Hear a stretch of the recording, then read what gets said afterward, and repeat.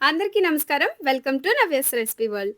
ఈరోజు మనం మెంతికూర, పెసరపప్పు, బంగాళదుంప కలిపి ఎంతో రుచికరమైన మరియు ఆరోగ్యకరమైన ఫ్రై రెసిపీని చూపించబోతున్నాను.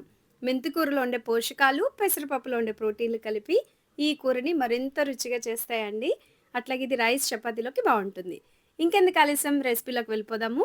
స్టవ్ మీద కడాయిని పెట్టుకుని 1 టేబుల్ స్పూన్ అంతా వేరుశనగ గుళ్ళను వేసుకోవాలి. వేరుశనగ గుళ్ళు పచ్చి వాసన పోయేంత వరకు వేయించుకోవాలి.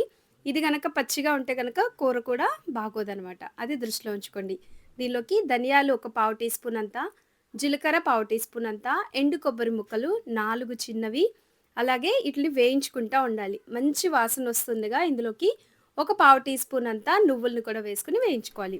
నువ్వులు వేసిన తర్వాత చిటపటలాడతాయి కదా! ఇప్పుడు స్టవ్ ఆఫ్ చేసేసుకొని వీటిని వేరొక దానిలోకి తీసుకొని చల్లార్చుకోవాలి. ఇది గ్రైండ్ చేసేటప్పుడు 4 వెల్లుల్లి రెబ్బలను కూడా వేసుకుంటే ఫ్లేవర్ ఇంకా బావుంటుంది. ఈలోగా స్టవ్ మీద కడాయిని పెట్టేసుకుని 2 పెద్ద టేబుల్ స్పూన్ అంత ఆయిల్‌ని పోసుకొని ఇందులోకి బంగాళదుంప ముక్కల్ని వేసుకోవాలి. నేను కట్ చేసిన వెంటనే వాటర్‌లో వేసి నానబెట్టేసాను. అంటే వాటర్‌లో ఉంచాననమాట. వీటిల్ని ఇప్పుడు వాటర్ మొత్తం తీసేసి ఆయిల్‌లో కొంచెం సేపు వేయించుకోవాలి. వేయించి చేస్తే బావుంటుందని చెప్పి ఇలా ఒక 2 నిమిషాల పాటు వేయించిన తర్వాత ఇప్పుడు పోపు వేసుకోవాలి. ఎండుమిరపకాయలు, ఆవాలు, జీలకర్ర సరిపోతాయి. ఆవాలు కూడా చిటపటలాడిన తర్వాత పచ్చిమిర్చి 3, 4 వెల్లుల్లి రెబ్బలను కూడా వేసుకొని, ఒక పెద్ద సైజు ఉల్లిపాయను కూడా వేసుకొని ఆయిల్‌లో వేయించుకోవాలి. దీనిలోకి కొద్దిగా కొత్తిమీరను కూడా వేసుకొని వేయించుకోవాలి. ఇది రోటీలోకైతే భలే ఉంటుందండి. భలే టేస్ట్‌గా ఉంటుంది. తప్పకుండా ట్రై చేయండి. పెసరపప్పుని 2 గుప్పెళ్ళు ముందుగానే నానబెట్టుకున్నాను. ఆ నానబెట్టిన నీళ్ళను కూడా వంపేసి 1, 2 సార్లు బాగా వాష్ చేసిన తర్వాత పెసరపప్పును వేసుకొని ఈ ఆయిల్‌లో వేయించుకోవాలి. ఫ్లేవర్ బాగా వస్తుంది. అంటే వేయించిన దానికి, ఉడికించిన దానికి డిఫరెంట్ తెలుస్తుంది. ఒక పండు టమాటోని గ్రైండ్ చేసుకొని వేసుకొని మూత పెట్టుకొని 2 నిమిషాల పాటు మగ్గించుకుంటే పెసరపప్పు వేగిపోతుంది. టమాటో కూడా మగ్గిపోతుంది. ఇట్లా ఒకసారి మిక్స్ చేసేసిన తర్వాత ఒక చిటికెడంత పసుపుని, అలాగే 2 పెద్ద టేబుల్ స్పూన్ అంత కారం, రుచికి తగినట్లుగా 1 టేబుల్ స్పూన్ అంత ఉప్పుని కూడా వేసుకొని బాగా వేయించుకోవాలి. అసలు ఈ కూరండి పెసరపప్పు కూడా క్రంచీగా తగులుతూ భలే ఉంటుంది. పెసరపప్పు అనేది ఉడకకూడదు. అంటే కొంచెం ఇలా ఆయిల్‌లో వేయించుకుంటే అది కొంచెం పప్పుగానే ఉంటుందనమాట.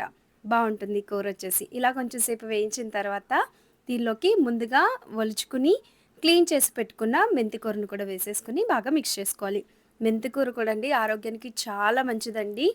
షుగర్ లెవెల్స్‌ని కంట్రోల్ చేస్తుంది. అసలు మెంతి కూరలో అండి ఐరన్ ఉంటది. ఫైబర్ అయితే పుష్కలంగా ఉంటుంది. అసలు చాలా టేస్ట్ కూడా చాలా బావుంటుంది. ఇలా ఒకసారి బాగా మిక్స్ చేసిన తర్వాత దీనిలో బంగాళదుంపల్ని కూడా వేసేసుకోవాలి. అసలు పెసరపప్పు వేయటం మూలన కూడా కూర అనేది మంచి టెక్స్చర్ అనేది వస్తుందండి. బంగాళదుంప మెత్తదనం అసలు వర్ణించలేమండి. డెఫినెట్‌గా ఒకసారి మీరు ఇంట్లో ట్రై చేయండి. ఇప్పుడు ఒక కప్పు వరకు వాటర్‌ని పోసేసుకొని బాగా మిక్స్ చేసుకోవాలి. 2 సెకన్ల పాటు మూత పెట్టి ఉడికించుకున్నామంటే కూర అనేది రెడీ అయిపోతుంది.